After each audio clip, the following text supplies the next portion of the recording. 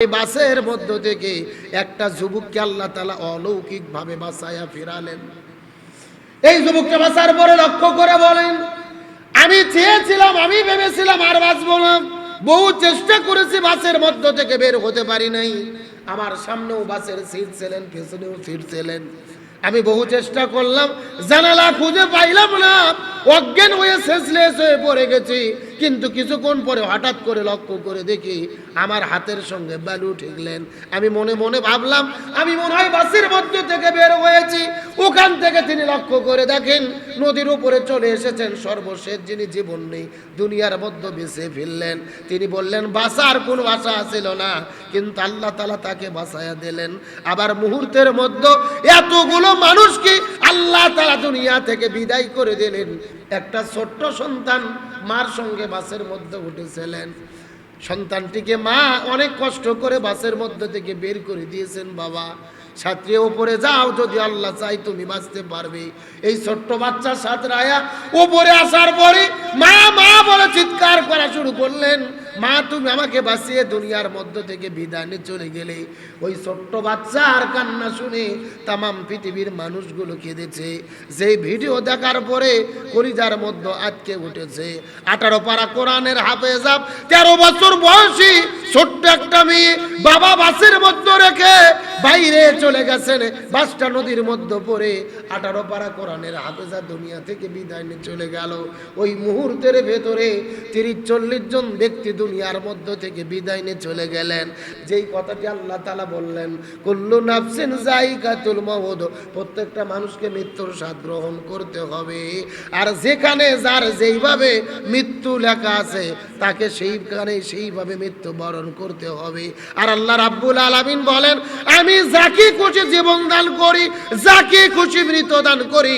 আমাদের দেশে একটা কথা আছে, রাখে আল্লাহ মারে কে। আল্লাহ যদি কাউকে মারতে চাই দুনিয়ার কেউ বাঁচাতে পারবে না, আবার যদি কাউকে বাঁচাতে চাই এই দুনিয়ার কেউ তাকে মারতে পারবে। অলৌকিক ভাবে যুবকটা বেঁচে গেলেন। তিনি বললেন আমি বাঁচার আশা ছেড়ে দিয়েছিলাম, কিন্তু হঠাৎ করে দেখি আমি বের হয়ে চলে এসেছি। 30-40 জন মানুষ দুনিয়া থেকে বিদায় নিয়ে চলে গেলেন।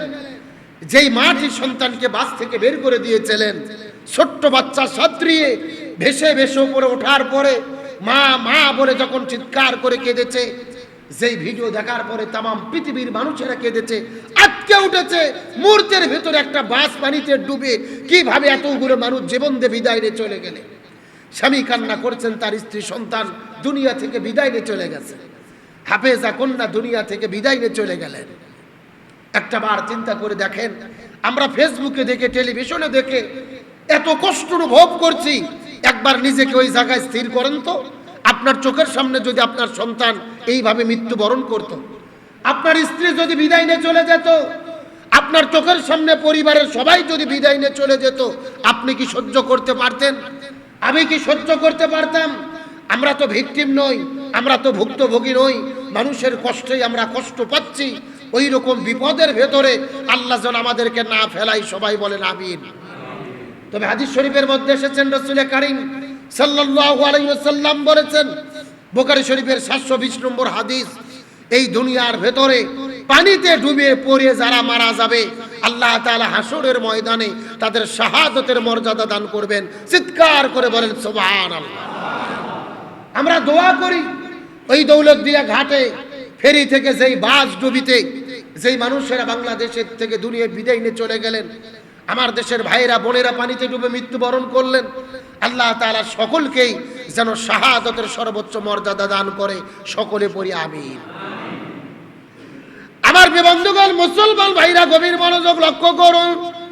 রাসূল আরবি সাল্লাল্লাহু আলাইহি ওয়াসাল্লাম বলেন, বুখারী শরীফের 720 নম্বর হাদিসের ভেতরে, এই দুনিয়ার মধ্যে আল্লাহ রাস্তায় লড়াই করতে গিয়ে, সংগ্রাম করতে গিয়ে যারা জীবন দেবেন আল্লাহ তাদেরকে শহীদ হিসেবে কবুল করবেন। কিন্তু আল্লাহ রাস্তায় জীবন দেওয়া ব্যতীত এই দুনিয়ার ভেতরে আরো কিছু মানুষদেরকে আল্লাহ তাআলা হাসরের ময়দানে শাহাদাতের মর্যাদা দান করবেন। তার মধ্যে প্রথম নম্বর হলো তারা এই দুনিয়ার ভেতরে পানিতে ডুবে যারা মৃত্যুবরণ করবেন, আল্লাহ তাদের শহীদের মর্যাদা দেবেন। এই দুনিয়ার ভেতরে আগুনে পুড়ে যারা মারা যাবে, আল্লাহ তাআলা তাদেরকে শাহাদাতের মর্যাদা দান করবেন। এই দুনিয়ার ভেতরে পেটের ভেতরে প্রচন্ড ব্যথা নিয়ে, যন্ত্রণা নিয়ে যারা প্রিয়দায়কভাবে দুনিয়া থেকে বিদায় নিয়ে চলে যাবেন, আল্লাহ তাদেরকে শহীদের মর্যাদা দান করবেন। এমনকি দুনিয়ার ভেতরে হঠাৎ করে কোনো দুর্ঘটনার কারণে, অ্যাক্সিডেন্টের কারণে মাটি চাপা পড়ে, বাদ চাপা পড়ে, দেওয়াল চাপা পড়ে, এমনকি অ্যাক্সিডেন্ট হয়েও দুর্ঘটনার কবলে এই দুনিয়া থেকে যারা বিদায় নিয়ে চলে যাবেন, আল্লাহ তাআলা তাদেরকেও শহীদদের মর্যাদা আখিরাতে দান করবে। দুনিয়ায় যারা পানিতে ডুবে মারা যাবেন, আল্লাহ তাদের শহীদের মর্যাদা দেবেন। এই দুনিয়ায় আগুনে পুড়ে যারা হঠাৎ করে মারা যাবেন, আল্লাহ তাদের শহীদের মর্যাদা দেবেন। যাদের প্রচন্ড মৃত্যুর যন্ত্রণা পীড়াদায়ক, যদি তার অত্যন্ত পেটের ব্যথা যন্ত্রণায় তিনি মারা যায়, আল্লাহ তাকে শহীদের মৃত্যু দেবেন। যদি দুনিয়ায় কোনো হঠাৎ অ্যাক্সিডেন্টে কোনো মানুষ মারা যায়, সেটা রোড অ্যাক্সিডেন্ট, ট্রেন অ্যাক্সিডেন্ট হোক, বাস অ্যাক্সিডেন্ট হোক, অথবা ভূমিকম্পের কারণে মাটি ধসে হোক, দেওয়াল চাপা পড়ে হোক, যদি কোনো মানুষ মারা যায়, আল্লাহ তাকেও শহীদের মর্যাদা দান করবেন। জোরে বলেন সুবহানাল্লাহ। অন্য হাদিসের মধ্যে এসেছেন যে যদি কোনো মা সন্তান প্রসব করতে গিয়ে মারা যায়, আল্লাহ তাকেও শহীদের মর্যাদা দেবে। সুবহানাল্লাহ বলেন। আমার প্রিয় বন্ধুগণ, মুসলমান ভাইরা, এই জন্য বলছিলাম কখনকার মৃত্যুর ডাক আসবে আমরা জানি না। তামাম বাংলাদেশে মৃত্যুর যাত্রা চলে, মৃত্যু চলতেছে। এমনকি গতকালকে কুমিল্লাতে একই সঙ্গে বাস এবং প্রাইভেট কার অ্যাক্সিডেন্ট করে একই পরিবারের 5 জনের ভেতরে 4 জন বিদায় নিয়ে চলে গেছেন। একটা মাত্র সন্তান বেঁচে আছে, যার নাম হাফেজ আবরার। বাবা বিদায় নিয়েছেন, মা বিদায় নিয়েছেন, ভাই বোন বিদায় নিয়ে চলে গেলেন। ছোট্ট হাফেজ, কোরআনের হাফেজ আবরার হাউমাউ করে কান্না করছেন। একই পরিবারের 5 জন ব্যক্তি 4 জন বিদায় নিয়ে চলে গেলেন। আমরা তাদের জন্য দোয়া করি, আল্লাহ তাআলা যেন তাদেরকে শহীদ হিসেবে কবুল করে, বলেন আমিন। আল্লাহ তাআলা ছোট্ট সন্তান এই হাফেজ আবরারকে যেন সবুর করার মতো তৌফিক দান করেন, বলেন আমিন। তবে আমরা একটা কথা বলতে চাই, আমরা হঠাৎ কোনো অনাকাঙ্ক্ষিত দুর্ঘটনা দেখতে চাই না, আমাদের সচেতন হওয়া দরকার। যেই বাসটি পদ্মা নদীতে পড়ে ডুবে গেলেন, তদন্ত করে বের করা হলো যে বাসের যিনি ড্রাইভার, উনি বাস থামার পরে গিয়েছিলেন সিগারেট খাইতে, পান সিগারেট খাইতে তিনি বাস থেকে নেমে গেছেন। আর হেল্পার ওই সুযোগে বাসের টিয়ারিং ধরে তিনি বাসকে উঠাতে গিয়েছিলেন ফেরিতে, কিন্তু বাস তিনি নিয়ন্ত্রণ করতে পারে নাই। তাহলে ড্রাইভার গেলেন বেরি সিগারেট আর পান খাইতে, আর হেল্পার গাড়ি উঠাতে গিয়ে বাস নদীতে ফেলে দিলেন। তাহলে এখানে কি বোঝা যায়? এর পেছনে ড্রাইভার হেল্পারের দায় আছে না নাই? ড্রাইভার বলতেছে আমার কোনো দোষ নাই, আমি তো পান খাইতেছি, চা খাইতেছি। আরে ভাই, আপনি চা খান, পান খান, ড্রাইভারের অনুমতি ছাড়া কোন হেল্পারকে গাড়ি নেওয়ার সাহস পায়? দেখবেন অধিকাংশ ড্রাইভার হেল্পারকে চাবি দিয়ে দেয় যে যাও তুমি চালাও, আমি দেখতেছি। ও সিগারেট খাচ্ছে, বেরিয়ে টান মারতেছে, পান খাইতেছে, হেল্পার দুর্ঘটনা ঘটাচ্ছে। এমনকি ঈদের সময় দেখা যায় বাসের কিন্তু নিয়ম আছে। একটা বাস পঞ্চগড় থেকে ঢাকায় গেল, যাওয়ার পরে ওই বাসের আপনার ব্রেক চেক করতে হয়, তেল চেক করতে হয়, অন্যান্য যন্ত্রপাতি চেক করে আবারও টিপ ধরতে হয়। কিন্তু ঈদের সময় এত প্রচুর যাত্রী, ওদের চেক করার টাইম নাই। এক টিপ যায় আর এক টিপ মারে, ড্রাইভার এক টিপ মারে, হেল্পার আর এক টিপ মারে। এই জন্যই কিন্তু ঈদের সময় দুর্ঘটনা বেশি ঘটে। আবার দেখা যায় যেই বাসগুলো নিয়মিত রাস্তায় চলে, ঢাকা থেকে বগুড়া, ঢাকা থেকে পঞ্চগড়, ঢাকা থেকে বরিশাল, ঈদের সময় শুধু এই বাস চলে না, আরও কিছু বাস সারা বছর পরে থাকে, ভাড়া হয় না। ওই ঢাকার কিছু টাউন সার্ভিস আছে, ছোট ছোট বাস দেখবেন, ওরাও রাস্তায় নেমে ভাড়া মারা শুরু করে। যেই বাসের এই সমস্ত বিশ্ব রোডে ওঠার কোনো নিয়ম নাই, ওরা চলে ঢাকা শহরে টাউন সার্ভিস, ওরা চলে আসে বিশ্ব রোডে, এসে কিন্তু এই দুর্ঘটনাগুলো ঘটে।